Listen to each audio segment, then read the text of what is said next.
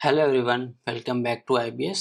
Today we are going to discuss about four generic descriptive competency. So without wasting time, let's jump to the topic. Four generic destructive competency में ये चार main points है जिसको हमें master करने की जरूरत है। Super efficiency, super quality, super innovation, super customer responsiveness. So अब बात करेंगे सुपर इफिशिएंसी के की ड्राइवर जिसके थ्रू हम सुपर एफिशिएंसी अचीव कर सकते हैं। तो उसके दो मेन की ड्राइवर हैं, एक तो है इकोनॉमी ऑफ स्केल और दूसरा है लीन ऑपरेशन।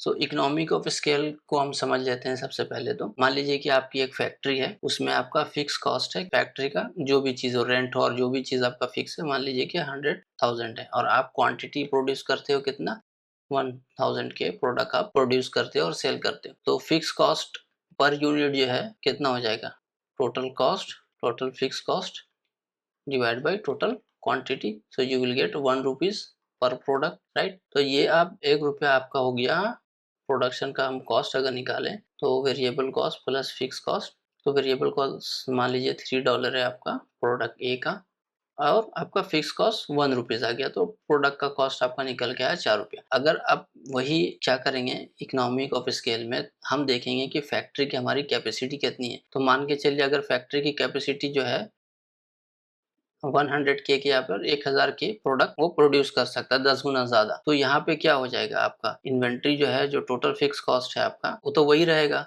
100 के, राइट। और डिवाइड हो जाएगा टोटल क्वांटिटी जो है 1000 के, तो फिक्स कॉस्ट निकल के आएगा 10 पैसा, 0.1 रुपीज और डॉलर पर यूनिट। तो ये अब जब यहाँ पर इकोनॉमिक ऑफ स्केल में जब हम प्रोडक्ट का वैल्यू निकालेंगे तो ये यूनिट प्राइस तो उतना ही रहेगा। जो भी आपका लेबर वेबर है, जैसे ही आप प्रोडक्शन बढ़ाओगे तो आपको लेबर भी बढ़ाना पड़ेगा और मैनेजर भी बढ़ाना पड़ेगा, और जो भी चीजें बढ़ानी पड़ेगी तो वो वेरिएबल कॉस्ट सेम प्राइस पे ही बढ़ता है, राइट, इन जनरल। तो यहाँ पर आपका ये फिक्स कॉस्ट जो है निकल के आ जाएगा। तो प्रोडक्ट का प्राइस कितना आ जाएगा, 3.1, और पहले कितना था, 4 रुपया पड़ रहा था, तो अब कितना है, 3 रुपया 10 पैसा। तो इससे क्या फायदा हुआ, हम प्रोडक्ट को काफी हद तक 30% के अराउंड कॉस्ट को कम कर लिया सुपर इकोनॉमिक ऑफ स्केल के कॉन्सेप्ट के बेसिस पे, क्योंकि फिक्स कॉस्ट तो चेंज नहीं हो रहा, तो हम क्वालिटी ऑफ प्रोडक्ट बढ़ा सकते हैं, और क्वालिटी ऑफ प्रोडक्ट हमारे फैक्ट्री की कैपेसिटी है तो हम बढ़ा सकते हैं, और फैक्ट्री ऑलरेडी मैक्सिमम यूटिलाइज कर रही है, मान लीजिए पहले से ही इसी इकोनॉमिक ऑफ स्केल पे हम चल रहे हैं, तो फर्दर हम इंक्रीज नहीं कर सकते। लेकिन अगर हम इससे कम पे हैं, मान लीजिए 500 क्वांटिटी का प्रोडक्ट बना रहे थे और बेच रहे थे, तो हम उसको अगर फिर भी डबल करेंगे तो हमारा यहाँ पर का कॉस्ट जो है वो हाफ हो जाएगा, राइट। इस तरीके से हम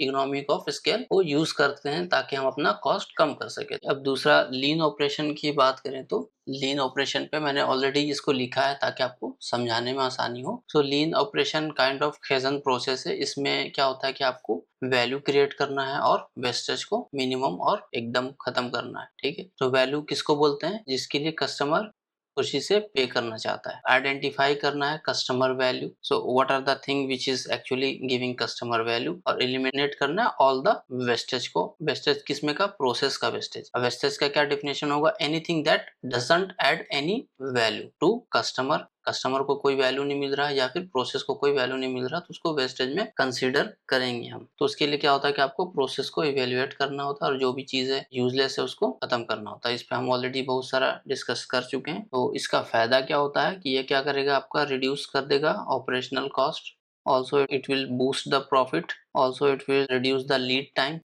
लीड टाइम का मीनिंग होता है कि आपको कोई प्रोडक्ट सप्लायर से आप तक आने में कितना टाइम लगता है, उसको लीड टाइम कहते हैं। उसको भी रिड्यूस करने की कोशिश करेंगे ताकि हम कम से कम इन्वेंट्री रख सकें। आपका रोज का सेल मान लीजिए कि 10 प्रोडक्ट है और 3 दिन लेता है, तो आपको 30 प्रोडक्ट हमेशा अपने पास रखना पड़ेगा, क्योंकि 3 दिन लगता है। और यही अगर 1 दिन लगता है या 0 डे रखता है, तो आपको इन्वेंट्री में 30 प्रोडक्ट रखने की जरूरत नहीं है, 10 प्रोडक्ट भी रखेंगे तो काम चल जाएगा। तो ये लीन टाइम मैनेजमेंट का ये बेनिफिट होता है कि आप मिनिमम क्वांटिटी आप अपने स्टोर में रखोगे, और ऑल्सो स्टॉक आउट से बचना है अपने आप को। स्टॉक आउट का मतलब ये हुआ कि ये जो हमारा सप्लायर 3 दिन ले रहा है और हमने 3 दिन का इन्वेंट्री लिया और गलती से इसने 4 दिन ले लिया या हमारा डिमांड बढ़ गया, उस केस में क्या होगा, स्टॉक आउट हो जाएंगे।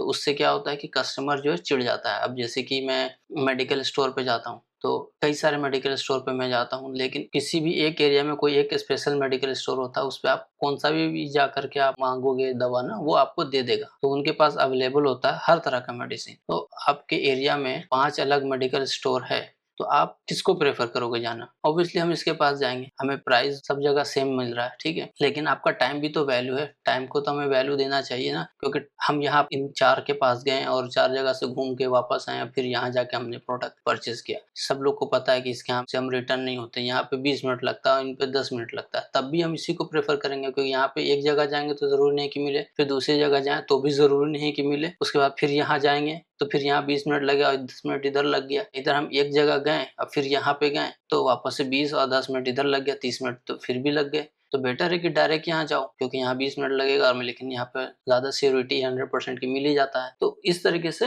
टाइम को मैनेज करना जरूरी होता है। तो स्टॉक आउट होएगा तो फिर क्या होगा, कस्टमर चिढ़ जाएगा, ऐसे जो भी मेडिकल स्टोर है इसके पास कोई भी जाना प्रेफर नहीं करेगा। I hope you are getting my point. इसीलिए स्टॉक आउट से हमेशा बचना चाहिए। तो जो भी हमारा लीड टाइम है उसमें हमने 30 इन्वेंट्री रखना, उससे भी कुछ थोड़ा सा इन्वेंट्री बढ़ा कर रखो, ताकि जो भी कस्टमर आए हम उसको प्रोडक्ट दे सकें। ठीक है, हम बात कर रहे थे कि लीन प्रोडक्ट का और क्या क्या बेनिफिट है। लीड टाइम के अलावा फिजिकल स्पेस को हम कम से कम करने की कोशिश कर सकते हैं, जिससे हमारा कॉस्ट बचेगा रेंट का, और प्रोडक्ट क्वालिटी बढ़ा सकते हैं। प्रोडक्ट की क्वालिटी जितनी अच्छी होगी वो कस्टमर उतना अच्छा फील करेगा, राइट। और भी जैसे आप लॉन्ग टर्म में जितनी अच्छी क्वालिटी दोगे उतना आपके लॉयल कस्टमर बढ़ेंगे, तो लॉयल कस्टमर बढ़ते हैं इससे। उसके बाद एक्सेस इन्वेंट्री को हम कम कर सकते हैं। ये सारे बेनिफिट हैं अपने लीन ऑपरेशन के। उसके अलावा हम बात करें लीन ऑपरेशन के, एक डीमेरिट भी है, वो ये है कि इसमें इतना ज्यादा खो जाते हैं कि हम कस्टमर को कभी कभी इग्नोर कर देते हैं कि कस्टमर को क्या चाहिए।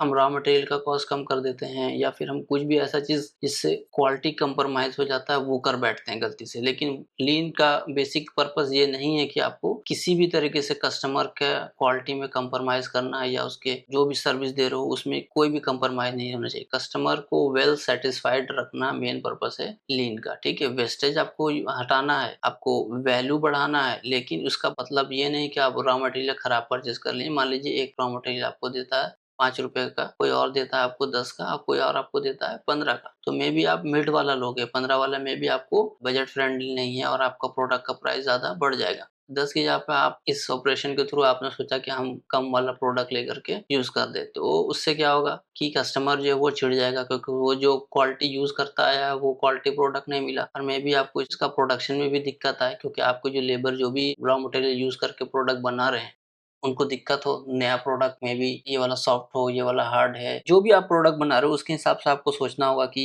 हम किस तरीके से कम कर सकते हैं जो कि आपको कस्टमर कंप्रोमाइज ना हो। So I think I am done for the day. Will see you into the next session. Stay tuned. Thank you very much for watching this video.